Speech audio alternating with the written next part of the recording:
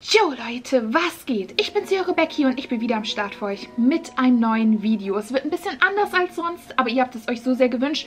Und ich sagte ja bereits, wenn, dann will ich dazu ein extra Video machen, weil es erstmal ein extra Video dazu verdient und zweitens, weil es ein bisschen mehr ist. Und ich möchte euch alles ganz genau erklären und ihr wolltet das unbedingt halt auch wissen.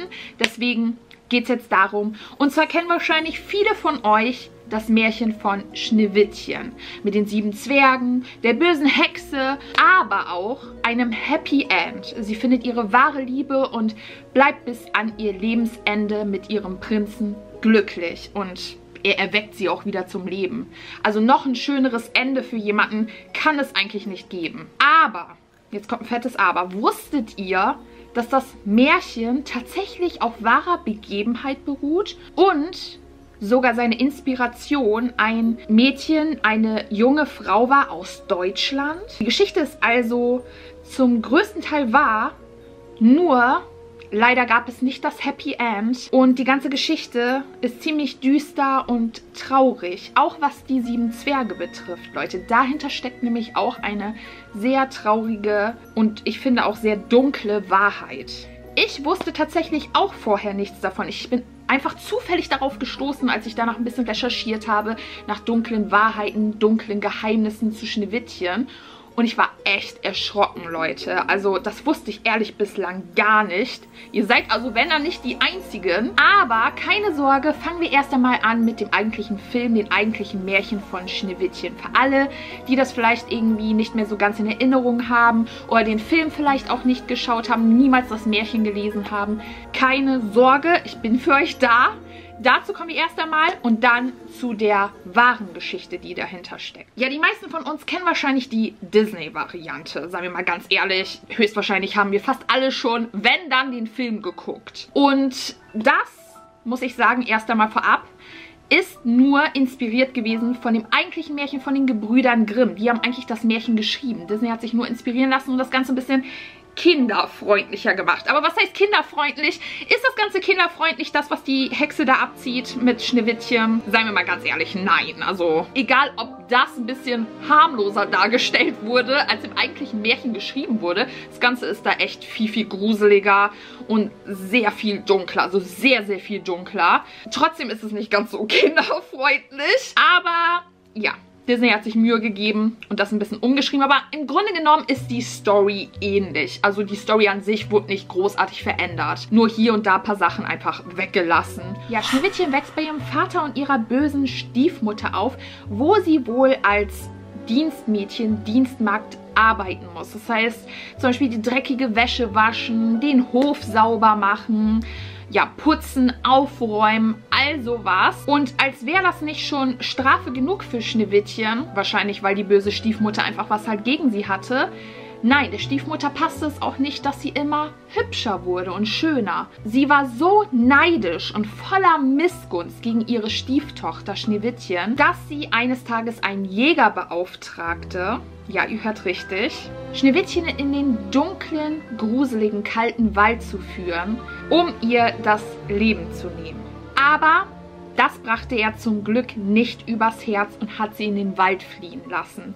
Sein Herz war nicht so kalt und er war nicht voller Hass und Missgunst. Er hat gemerkt, es ist nicht das Richtige und hat sie wegrennen lassen. Und sie floh in den dunklen Wald. Dort ist sie dann eingeschlafen, voller Angst, aber am nächsten Tag aufgewacht, umringt mit Tieren, die sie dann zu einem Häuschen führten von den 7 Zwergen. Als sie dann da drin war, hat sie gesehen, wie unordentlich das Ganze war. Und da sie ja als Dienstmädchen, Dienstmagd gearbeitet hat, ist das schon dann irgendwie drin, ne? Dann fängst du auf einmal an, alles ordentlich zu machen. Du brauchst Ordnung, musst alles aufräumen und das hat sie auch getan bei den 7 Zwergen. Und dann ist sie vor Erschöpfung eingeschlafen auf den kleinen Bettchen. Nach einiger Zeit kamen natürlich dann auch die 7 Zwerge wieder nach Hause. Denn die arbeiteten in einer Edelsteinmine, also die hauen gegen die Steine mit solchen Pickeln und so, um solche Edelsteine rauszuschlagen. Und sie bemerkten sofort, hier ist was anders. Hier war jemand in unserem Haus. Und dann entdeckten sie auch zufällig Schneewittchen, wie sie auf ihren Bettchen geschlafen hat. Ja, aber das Schöne daran ist, Bei den 7 Zwergen hat sie quasi ein neues Zuhause gefunden und die haben sie akzeptiert und bei sich leben lassen und sie musste im Gegenzug halt dafür aufräumen, kochen und so weiter, ein bisschen was im Haushalt machen, während die arbeiten gehen. Aber die schlechte Nachricht ist wieder, die Hexe hat natürlich davon was mitbekommen. Sie hat ja so einen magischen Spiegel und wahrscheinlich kennt jeder von uns diesen Spruch, Spiegel an der Wand, wer ist die Schönste im ganzen Land? Und da kam natürlich dann Schneewittchen raus und nicht die böse Hexe. Und was ist dann natürlich wieder passiert? Sie kam nicht drauf klar und musste was dagegen tun.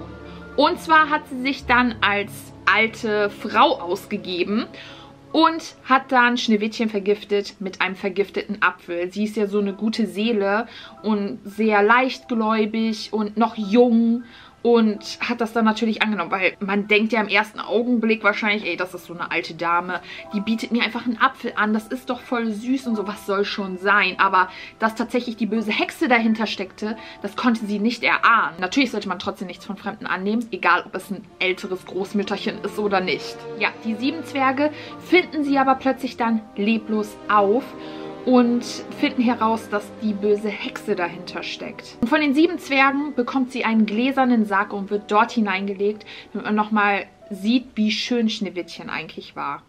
Aber eines Tages kommt ein Prinz und erweckt sie wieder durch einen Kuss zu leben. Es ist die wahre Liebe, mit der sie dann am Ende auch glücklich wird. Und das ist das Happy End. Aber das war leider in Wirklichkeit nicht die Realität für unsere Schneewittchen hier aus Deutschland. Ja, unsere eigentliche Schneewittchen heißt nicht Schneewittchen, sondern sie hieß eigentlich Margareta von Waldeck. Ich habe mir das hier aufgeschrieben. Ich musste ein bisschen recherchieren, Leute, weil bei einigen habe ich gesehen, da stand Margarete, dann wieder Margareta. Aber bei den meisten Artikeln habe ich Margareta von Waldeck gefunden. Und wenn man das auch eingibt bei Google, dann findet man auch ganz schnell Bilder und mehrere Artikel zu ihrem Leben und so weiter. Deswegen gehe ich mal davon aus, dass das die richtige Version ist, also Margareta. Und sie lebte zwischen 1533 und 1554. Und wie man sehen kann, ist sie leider nicht alt geworden. Aber dazu gleich mehr. Auf jeden Fall war Margareta sehr bekannt dafür, dass sie sehr hübsch gewesen sein soll. Und das kommt einem ja irgendwie bekannt vor, ne? Wie im Märchen von Schneewittchen.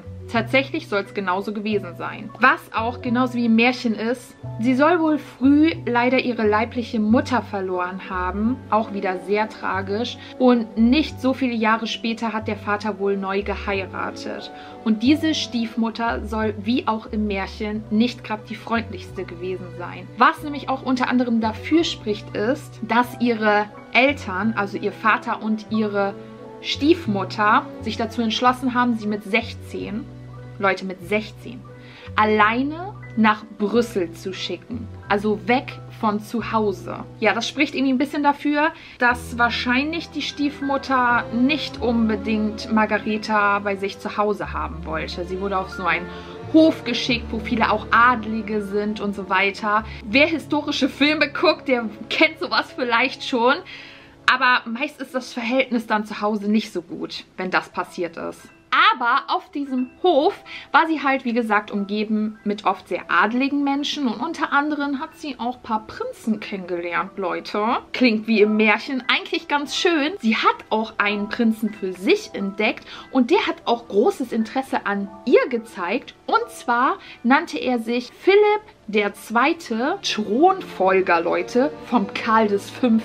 Damn, das ist eine Hausnummer, Leute. Aber, jetzt kommt wieder das große Aber, Leute. Es klingt fast so, als wäre das Happy End zum Greifen nah für sie. Aber leider wollte das Schicksal was anderes für sie. Und da habe ich die ein oder andere Story gelesen dazu. Also man ist sich nicht hundertprozentig sicher, wer oder was jetzt genau schuld daran ist. Ich habe gelesen, einerseits es könnte sein, dass Philipp selbst da mitgemacht hat, also ihr Prinz, oder dass sehr nahestehende Personen von dem Prinzen daran schuld waren, weil die mitbekommen haben, dass er halt ernstere Absichten hatte. Es gab da sehr viele politische und glaubenstechnische Konflikte zu dieser Zeit, das muss man auch beachten. Ja, das Ganze war eine ganz schwierige Zeit. Also man weiß nicht hundertprozentig, war er das jetzt oder wurde er dazu vielleicht gezwungen oder ja, waren das halt andere, die das denen nicht gegönnt haben, das Glück, die so sehr dabei blieben, nein, es gibt nur diesen einen Weg und das darf nicht gebrochen werden, man muss sich daran halten, an diese Regeln und so weiter. Damals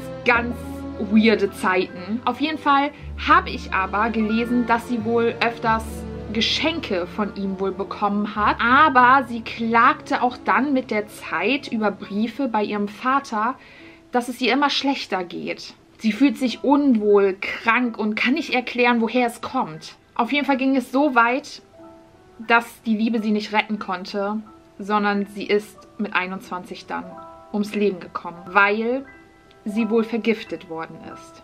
Ja, ihr hört richtig. Vielleicht wusste auch der Prinz Philipp gar nichts davon, dass das irgendwie vergiftete Geschenke waren. Vielleicht wurde ihm einfach gesagt, gib das doch deiner Geliebten, gib es doch einfach weiter. Sie wird sich bestimmt darüber freuen. Ich weiß nicht, ob er selbst halt Geschenke ausgesucht hat oder jemand anders das halt dann für ihn gemacht hat. Auf dem Hof passieren ja solche Sachen. Da musst du dir ja selber gar nicht mehr Gedanken machen. Da lässt du einfach jemanden anderes das kaufen oder besorgen oder schön herrichten oder so. Vielleicht wusste er auch nicht so ganz, was er ihr schenken soll. So hat vielleicht jemand anders die Chance gehabt, die Geschenke zu präparieren. Und er wusste gar nicht, was er seiner Zukünftigen da antut. Angeblich konnte das Ganze auch festgestellt werden mit einer Urkunde, dass sie vergiftet worden ist, weil es wurde in einer kritzeligen, fast schon zitterigen, vor Angst oder Trauer zitternden Hand was hingeschrieben. Und zwar das Mittel, was wahrscheinlich dazu führte, dass sie halt ums Leben kam und was auch oft zu dieser Zeit benutzt worden ist, leider. Und das spricht halt auch ein bisschen für diese Geschenke, weil das über einen längeren Zeitraum erst giftig wirkt. Ja, und das war wahrscheinlich schuld daran. Also ihre große Liebe hat sie nicht gerettet, sondern das hat ihr das Leben gekostet, Leute. Und ja, wahrscheinlich für beide endete es einfach super traurig. Für sie wusste auch nicht, was mit ihr passiert. Sie fühlte sich einfach unwohl. Diese Angst, Leute, stellt euch das mal vor. Und dann auf der anderen Seite der Prinz, dem die Hände gebunden sind. Er kann nicht seiner Geliebten irgendwie helfen. Er weiß nicht, was los ist. Er verliert seine große Liebe. Seine erste große Liebe. Also noch tragischer und noch trauriger kann etwas nicht enden. Sie hat ja auch schon ihre Mutter verloren und so. Eigentlich hätte sie ein tolles Leben verdient, aber das Schicksal wollte es wohl anders. Wieso auch immer.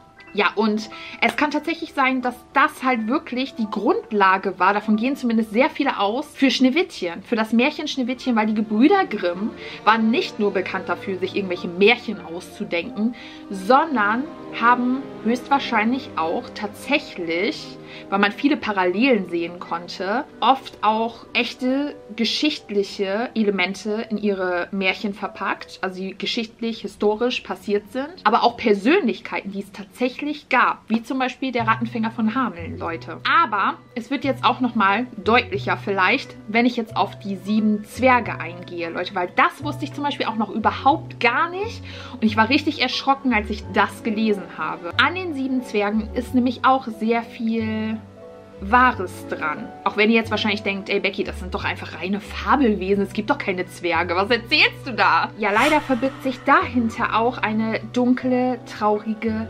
Wahrheit. Ja, einerseits habe ich gelesen, dass die Grafen von Waldeck, der Name kommt euch irgendwie bekannt vor, einige Erzbergwerke betrieben. Also es wurden Edelsteine abgebaut, wie bei Schneewittchen. Die haben ja auch Edelsteine da rausgehackt und ja, wertvolles Gestein. Aber generell habe ich von solchen Minen, Bergwerken gelesen, die man auch unter anderem, meine ich, auch besuchen kann. Also es gibt auf jeden Fall ein Schneewittchendorf hier in Bad Wildungen. In Nordhessen liegt das. Das besuchen auch tatsächlich auch sehr viele aus dem Ausland sogar, von ganz weit her. Es gibt ein richtiges Schneewittchendorf, Leute, also muss ich unbedingt mal hin im Leben. Ehrlich jetzt, ich wusste das gar nicht. Und da habe ich wohl auch irgendwie so ein Bild gesehen von so einer alten Mine. Auf jeden Fall soll es darin so eng und klein und schmal gewesen sein, dass normale Erwachsene darin gar nicht hätten arbeiten können. Also, was heißt das? Man hat wohl leider Kinder dort die Arbeit verrichten lassen. Und weil diese Minen so dunkel sind und die stundenlang darin hart arbeiten mussten, was überhaupt nicht für Kinder gemacht ist, diese Arbeit, ja, du brauchst eigentlich dafür so richtig Muskeln und Kraft. Das hatten Kinder gar nicht.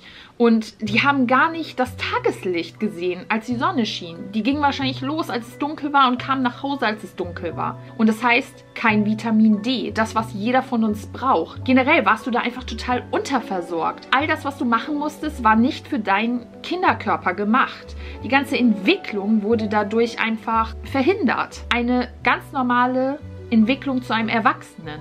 Es wurde gestört. Viele litten deswegen wohl unter Mangelerscheinungen. Und wenn man diese Kinder sah, die wohl aus diesen Minen rauskamen dann, wirkten sie wie so kleine, zerbrechliche, alte Männer zum Beispiel. Und was noch dazu kam, diese Zipfelmützen, die wir ja alle kennen, die Zwerge aufhaben, die hatten die tatsächlich auch auf, weil es gab damals keine Helme, die geschützt haben, sondern nur solche Filzhüte, die ausgestopft waren mit Stroh zum Beispiel oder irgendwelchen Stoffen, damit, falls irgendwie ein Stein runterkommt, die natürlich ihren Kopf schützen können. Es gab damals auch keine Schutzhelme, Leute. Deswegen trugen die diese Zipfelmützen und dann dachte man, da kommen Zwerge aus dem Bergwerk. Und daraus entstanden diese Fabelwesen. Wie ihr sehen könnt, auch nicht eine süße Geschichte eigentlich dahinter, sondern eine sehr tragische und düstere, weil das ist keine Kindheit. Das ist eine schlimme Kindheit und das wünschst du niemanden. Und wenn du dann noch hörst, wie sie ausgesehen haben höchstwahrscheinlich, wie sie sich gefühlt haben, sind wahrscheinlich auch nicht mal alt geworden, also einfach nur schlimm. Nicht nur die Geschichte von Schneewittchen hat also kein Happy End, sondern auch die der Zwerge. Es sind nicht süße, fröhliche Bergarbeiter, sondern Kinder. Ja, aber schreibt mir gerne eure Meinung dazu mal unten in die Kommentare. Seid ihr auch gerade geschockt davon? Wusstet ihr bereits davon etwas? Oder habt ihr mal was mitbekommen? Oder wusstet ihr noch gar nichts davon? Wie findet ihr das Märchen so? Schreibt es mir mal gerne in die Kommentare. Und ja, ich würde sagen, wir sehen uns in meinem nächsten Video. Bye!